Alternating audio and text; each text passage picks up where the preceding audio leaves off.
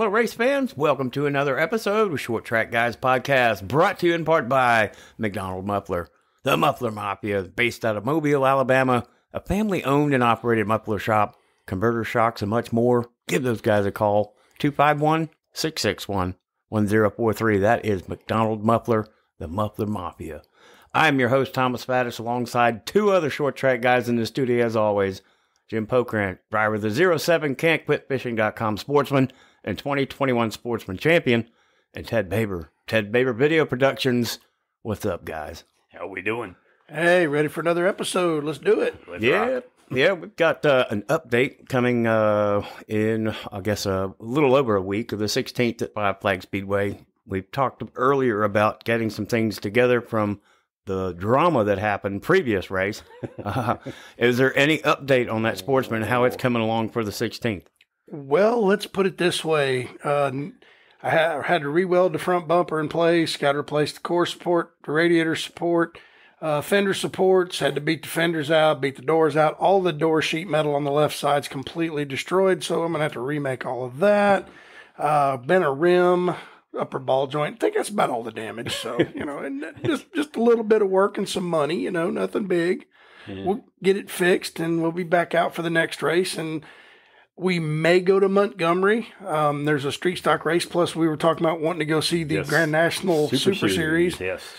And there's a great pro late model race that weekend. So if we're going to go up, might as well take the race car. So we'll go see and see if we can have some fun. But next Friday night, we figured a few things out. Now, I've been talking to my setup guru, John Ruth, which I got to thank him a lot for setup and stuff. If we can get that car a little turning a little bit better in the center, I think we're going to have something for him. We're not that far off, so we're going to work on that this week also, as well as do all our damage repair. Baby steps. It'll be all right. We'll be fine. I mean, listen, we've come back from worse, and stuff happens. People are angry, but they'll get over it. They can get glad in the same shoes they got mad in, as my dad used to say. That's it. So we'll be all right. Yeah, the 16th is the Alan Turner Pro Late Model 100, along with the Pro Trucks, the Pure Stocks, and the Crown Stocks. And like we have said before in other episodes, if you haven't been aware of that Crown Stock class, the 16th, you need to make that your first trip. You really need to go see those guys. They put on a whale of a show, and it's a lot of fun to watch. Anywhere they go, they're running them up at op now, and they're battling side by side and swapping paint. So it's a great class. I mean, anybody that wants to get started in racing, there you go, right there. If you got Grandma's Crown Vic sitting out back and bust the glass out of it, take all the interior out of it, put you a 4-point cage. The cage kit is $500 from Bryant's Racing Equipment. Then you got to have a seat, which, you can find a seat. Yeah. Belts, new set of belts will set you back about $75 or $100. And then, some tires and a seat, and a fire suit, a helmet, some gloves, and some shoes. And get out there and get with it. You get out there and go racing. Yeah. It's a simple class. Now, I guarantee some people are going to try to make it unsimple, and that's where tech should come in. Happens every time. Somebody's going to try to be a little bit more equal than everybody else. That's nudge, nudge, wink, wink. Nod, nod. Say no more. Yeah, my car's completely legal. Right. Sure. Oh, I'm sure it is. But it's they need to stop that though. Yeah. And it's that we've discussed that in the past. We really don't have. We need some more tech. Yeah. We really got to have it in all classes because there's some cars out there that we know are running illegally. And they're basically thumbing their nose at the tech crowd, making them come get them. And then one of them got busted in my division, James Patrick, and he got all upset because he swears up and down the boosters weren't moved on that carburetor. But when the tool fits everybody else's carburetor and it don't fit yours, there's something there. I mean, James is known to spend a bunch of money, build a really nice car, run it a few times, and then sell it. Yeah. I hate it for him, but, I'm not running a high-dollar carburetor, and I've run a high-dollar carburetor and couldn't tell the difference between it and that 7-year-old Vanderlei. Shout out to Vanderlei Carburetors, VDL Carbs, because he builds a good one and they last. Yeah, and it performs just like all the rest of them. I mean, you can spend a whole lot of money and just not make a whole lot more progress. Yeah, it can. That's the thing about it is those carburetors are designed to make everybody equal, and Vanderlei can find a little more out of it, but it'll fit every tool there. Guaranteed, and you can't run this, can't run that. Well, if you get caught, just be a man. Say, hey, I got busted. Oops. I tried this. It didn't work. Take a page from Chase Elliott. Hey, we got caught. No, not Chase. Bill. Chase was pissed. Yo. Bill was the one that went, "Hey, you caught us, man. It's all over with." And that slow Georgia accent that old Bill has, and walked away. But that's the thing about it. We need somebody down there that's going to start looking, because I'm telling you, it gets frustrating when you know what you're running and know what they're running, and they're getting away with it. Yeah, I mean, nobody wants to go out there and race for second place. That's not the intent. No, but the other thing about that too, and it's something that irritates me. There's no real racers anymore. You know what I mean? Yeah. I consider myself a real racer. I'm going to do what it takes, and Jonathan Langham, I'll give them that, they are too. But we're going to do what it takes to get on the racetrack. We're going to we'll go pick up scrap metal. We'll do whatever we can to go race. Right. These younger generations, they don't want to work hard to get anything. They want somebody to give it to them and then go, "Well, I don't want to do this." And even some of these guys that I want to get involved in racing, they go out and they lose the first couple races and then they quit. And they quit, right? Exactly. Yeah. "Oh, I don't want to do this. I can't run up front." The first time I got in a race car, I didn't win. Well, I did win a heat race. I'll take that back, but that was luck.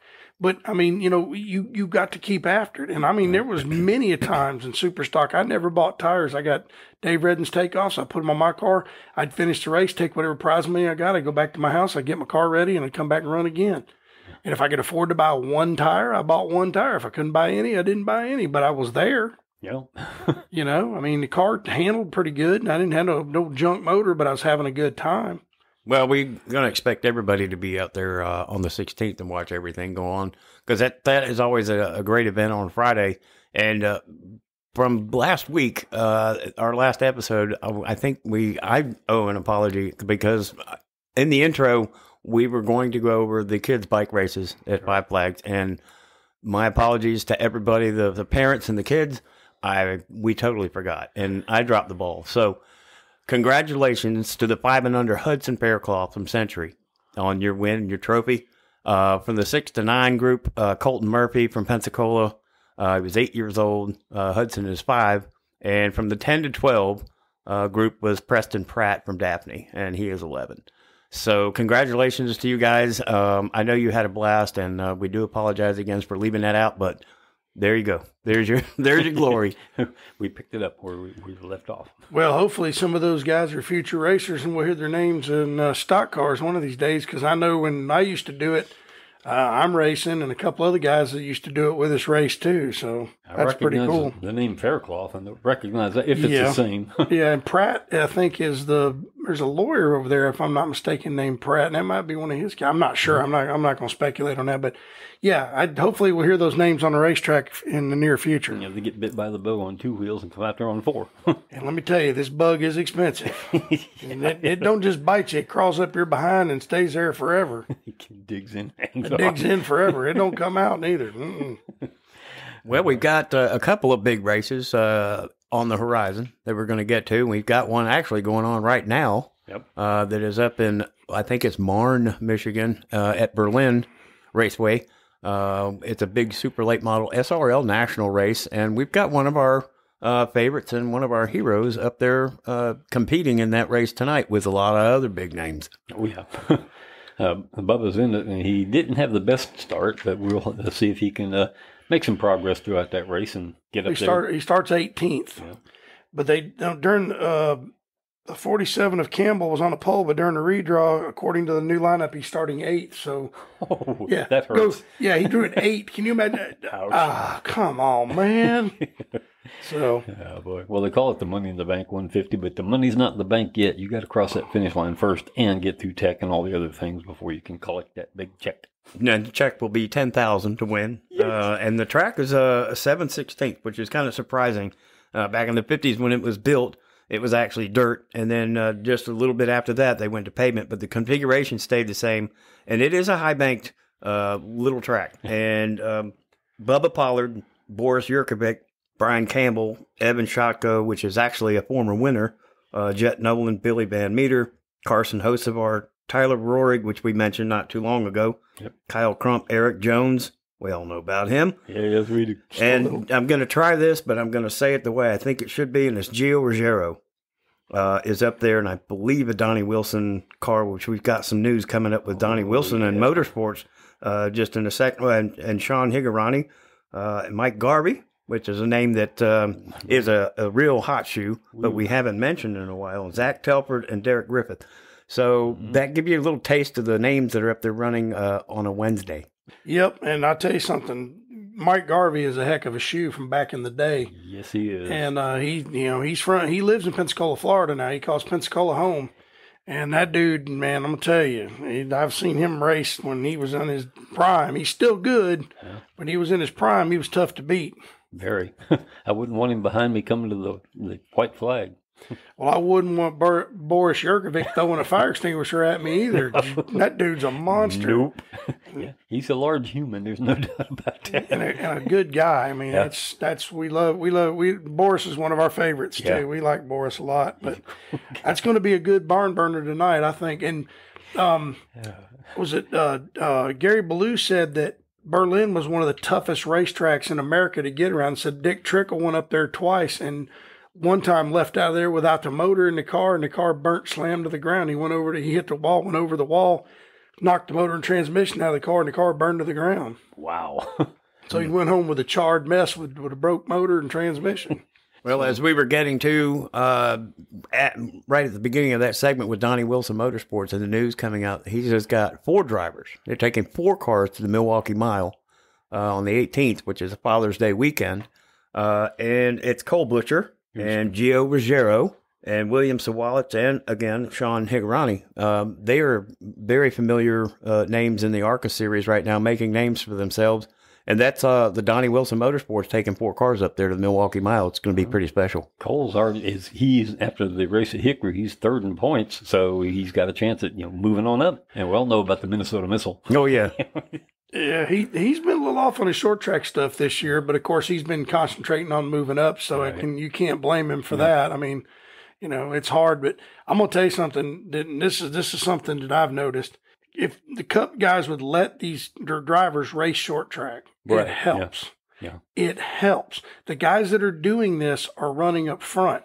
So, but because even Kyle Busch has even said, I need to get back into doing some other stuff because it does help you. It gives you something to do when you're off on weekends, not doing anything. Go run a late model.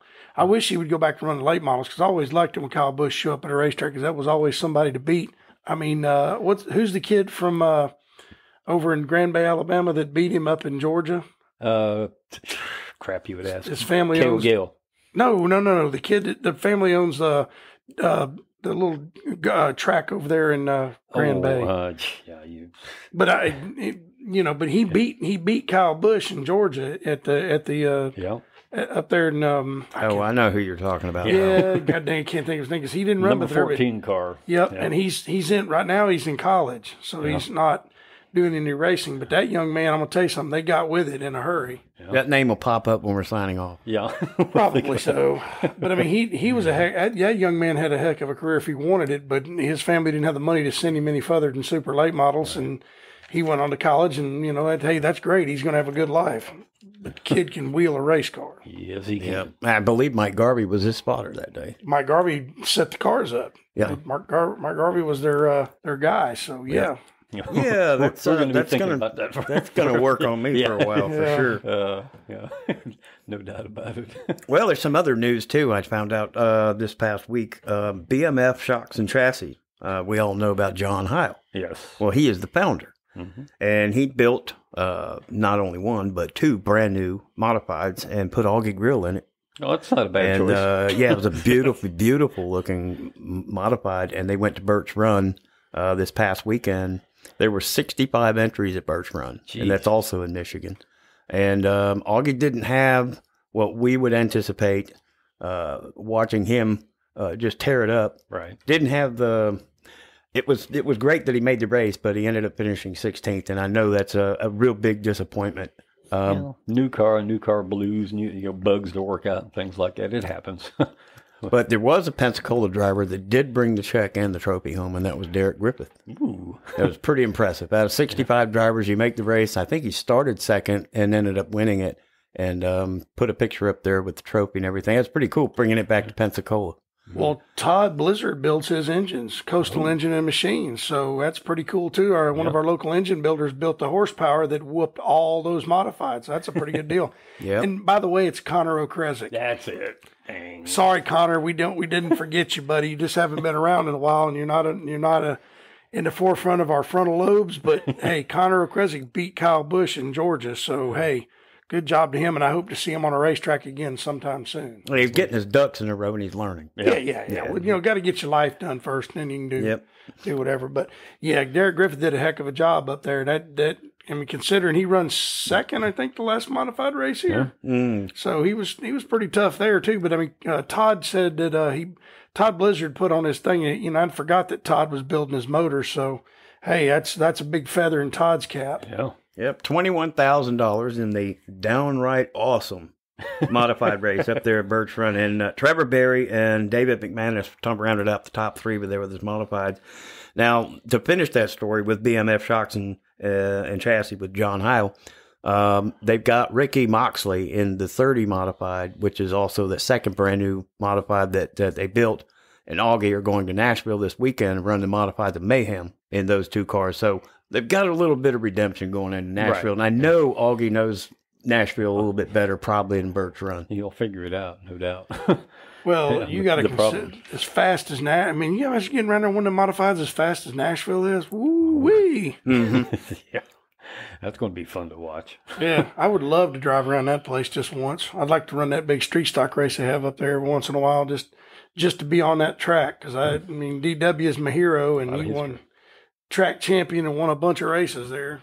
And that would be a dream. Yeah. Oh, yeah. You know, and speaking of dreams. I knew that was coming. Yep. How did you guess? I don't know. Maybe it's because it's up right here. And it's coming up. The dream. The big one. The one everybody wants to win. Just love to watch dirt racing. Those guys trying to get around that track. Like they're trying to put a handle on it, and there's no handle. Yeah. Well, those things are over 100 miles an hour sideways, them dirt late models, and them guys will bounce off each other, bounce off the wall, and put on a heck of a show. And then Deldora packs the house. I saw somewhere that the like the 50/50s up there, like $50,000 or something crazy like that. Just stupid money. Yeah, I mean, 50/50 tonight, so-and-so wins $75,000. What? Yeah, I've just hit the deck of it. Yeah, no kidding. I mean, I think the biggest one I've heard of Five Flags was $5,000. So but heck yeah, it's pretty cool. And Eldora is just a historic racetrack owned by Earl Baltese, and he came up with the idea of the dream and ran it. And then Tony Stewart bought the track and let Earl run it the way he wanted to till Earl got too sick and he passed away a few years ago. And Tony Stewart and them had him out in his casket, and they took him around the racetrack one more lap before they put him to his final resting place. But Earl Baltese, that was his dream, was that racetrack. Yeah. I mean, he did a heck of a job. He came up with a $100,000 dream the first time, and then he came up with I forget what they called it, as a late model $1 million to win. And Donnie Moran won the first one. He was talking about with taxes and everything, ended up about $660,000. Not a bad paycheck. Not at all. Nope. But I mean, can you imagine? And he built a specially built car for it and everything like that. But that man made his living racing dirt late models, and that was a big help. Well, there's quite an entry list. I mean, it's just ridiculously long, and it would take forever to try to get through all these. But we know a few names I can pick out, like Tyler Erb, Casey Noonan. I'll try this one. What the heck? Brent Vosbergen, Corey Workman, Freddie Carpenter, Brandon Shepard. I mean, we've talked about him. Let's see, Robert Anderzak. Come on down here a little bit more. Curtis Robert. Joseph Joyner, one of our local heroes out of Milton, who's had some pretty good luck here and there with the dirt modifieds. And let's see, Brendan Smith, Dalton Wilson, Brad Dyer, Ricky Thornton Jr., another name we've talked about. Chad Simpson, Dennis Erb Jr., also in the race. Kyle Bronson, Carson Hosevar, we just talked about him just a few minutes ago. He's also entered in this. Jonathan Davenport, Jeep Van Wormer. Okay, I just have to hit that one because I've heard of him before, though. That's a pretty cool name. Brandon Overton, yeah, we definitely talked about him. Jerry Bowersock, Tanner English, a few more notables here. Jordan Keeler, Chase. Oh, I shouldn't have tried this one. we'll give it a shot anyway. Chase Fronapfel, hopefully that's right, and Mike Marlar, just few out of dozens and dozens of entries into. A lot of those guys they're doing this for a living as well. Right. We just don't get around to see that big of a list that often to throw them out there. And Brandon Overton has won the last 3, and he's from Evans, Georgia. And if you want to go even deeper than that, we all know Scott Bloomquist. Oh, yeah. Not on the list of entries this year, but he's won 8 of them. Wow. And I think Brandon has a chance to be the first 3-time winner. I think Bloomquist has won it back-to-back twice, but no 3-time winner or 4-time winner. So Brandon's got a chance to do that this year. Actually, next weekend. Yeah. It's coming up quick. Going to be a good deal, man. That's like I said, that's one. If you want to sit down and watch a good dirt late model racing, that's one of the most awesome ones on the planet. That's $129,000 for the main on Saturday night, and almost $600,000 for the 3 days paid out in the purse. It's Pretty They're awesome. going to have to whittle a lot of cars down to get to the main event, though, and that's going to be a process. Yeah, there's another one coming up a little bit later in July, which is, I know it's a stretch, but it's also at Eldora with the sprint cars that are going for the Eldora Million, which used to be the late models, but now this is the first time that the sprint cars are going to go around, and I kind of put a question mark under Kyle Larson's name if maybe he had a chance to go out there and win that money. He seems to win in everything he gets in. Oh, yeah. You think he might be there? I think he will. Yeah, he'll come rolling in. I'm pretty sure. That's going to be interesting to see. I would love to see Tony Stewart run at his own track, but he's too busy doing other stuff, so he don't have time for that anymore. Yeah. Well, we'll see. That's in July, but the Eldora Million with the sprint cars coming up, and we're going to go over that, obviously, and throw out another laundry list of big names that you've heard already. Some unknown, but then some that we have mentioned several times.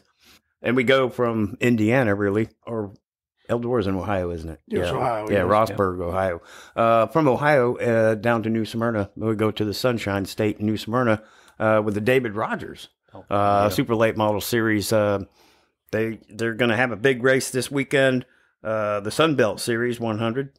Brad May, we've talked about Brad May, and Steve Weaver is actually only back by 38 points, and it's going to be a pretty big field down there in New Smyrna. New Smyrna is a big track. Yeah, it's a pretty good deal. Dedicated to a guy that was a superstar down there, David Rogers, who passed away of cancer. Number 11. Yeah, I think his last race was the Snowball Derby. I believe it was. Yeah, and he came in and actually was better enough to get in the car, and then he got sick afterwards because Bubba had to substitute for him in the Governor's Cup, and he died shortly thereafter. But, it's really cool that they do a tribute to that guy because he deserves it. Quite the gentleman, too. I got to meet him several times, and it was very much fun to talk to him and just listen to the stories. Yeah, I think there was a comparison with the consecutive Snowball Derby starts with Red Farmer, but I think Red Farmer wasn't consecutive like David Rogers was. I think David Rogers actually had 36 or so consecutive Snowball Derby starts. Right. And I think, so I would give the award to both of them in different categories. As far as consecutive goes, David Rogers hands down, but appearances, overall appearances, Red Farmer. Okay, so they both get checkers from me. Yes. Well, there was one Friday night that I was walking over to get, just before I was walking over to change into my fire suit, I heard this ka-thump behind me going into one. It was David Rogers' throttle stuck. Oh, yeah. And he hit that wall. It sounded like a bomb went off. And I was walking with my fire suit, and he come walking by with his helmet. And I said, Mr. Rogers, are you okay? And he said, I'm fine. He said, I don't know why I keep coming back to this dadgum place. I never have any luck here. I said, well, I'm sorry. He said, I'm glad you're all right. He said, well, I appreciate that. And he went on to his pit. But I was like, wow. I saw him smack the wall a ton in between 3 and 4, too. That's where he hit. Oh.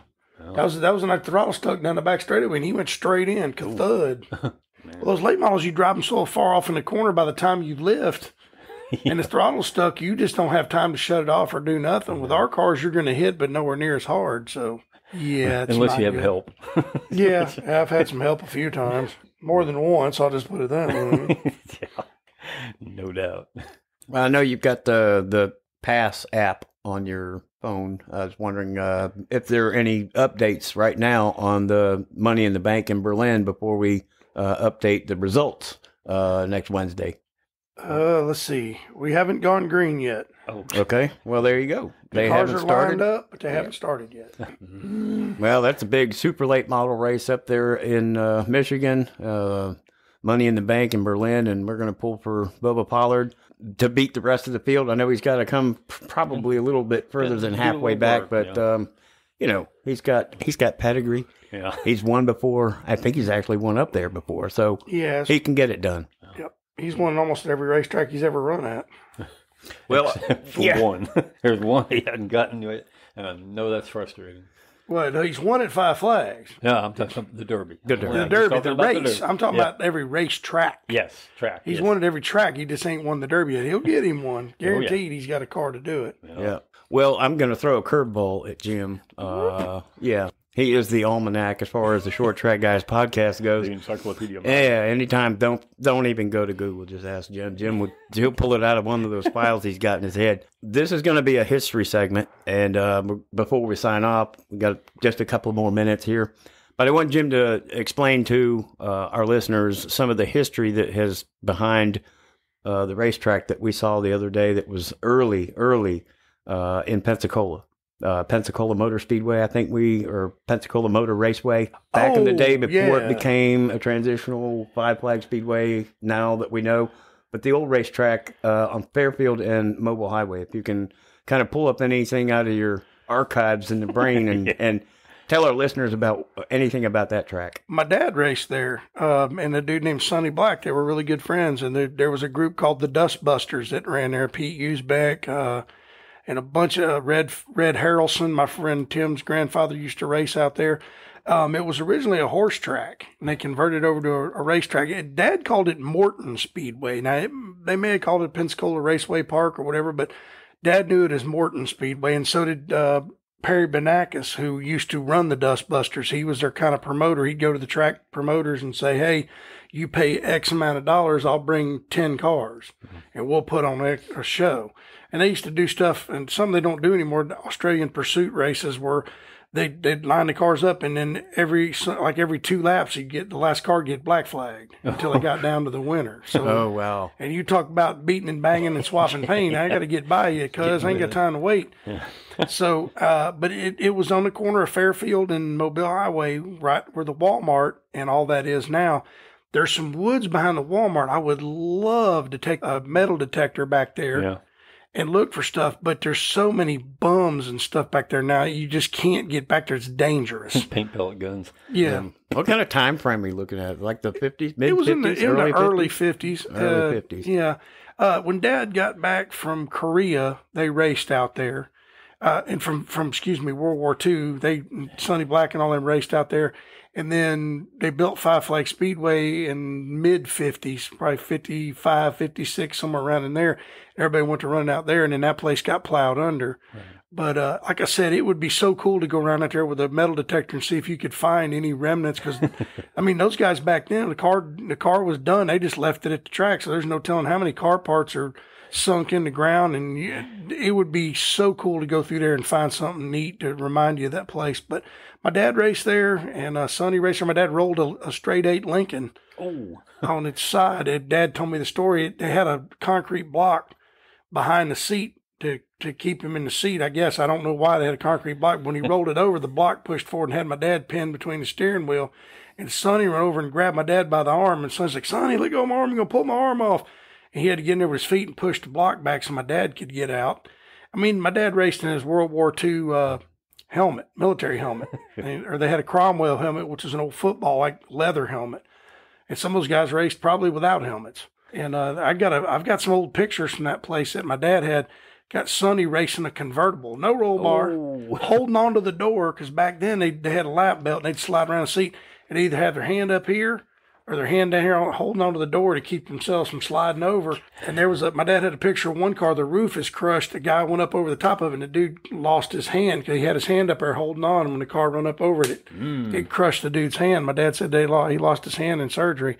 But I've got a bunch of pictures of that place. And a lot of you guys out there post on our Facebook page what you know about it. But I know, like I said, it was Pensacola Raceway, but Daddy always knew it as Morton Speedway, and it was a horse track. And then the guy started racing cars on it. Well, there's got to be something with the Morton, and we're going to leave it at that, at Morton Speedway in Pensacola Park. Yes. And if anybody knows anything, just leave us a comment on our Facebook page, Short Track Guys Podcast, and let us know.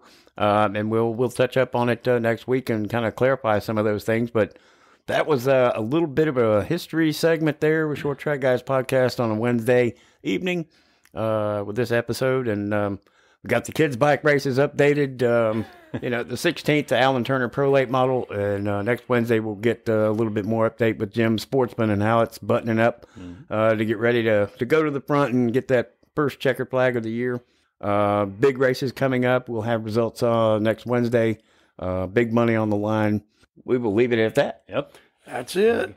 All right. Somebody else take over with the counting here. Okay, I'll do it. Let us do this one more time. A 1 and a 2 and a 3. Let's go, Brandon. Y'all have a good evening. Stay strong, America. Thanks for listening.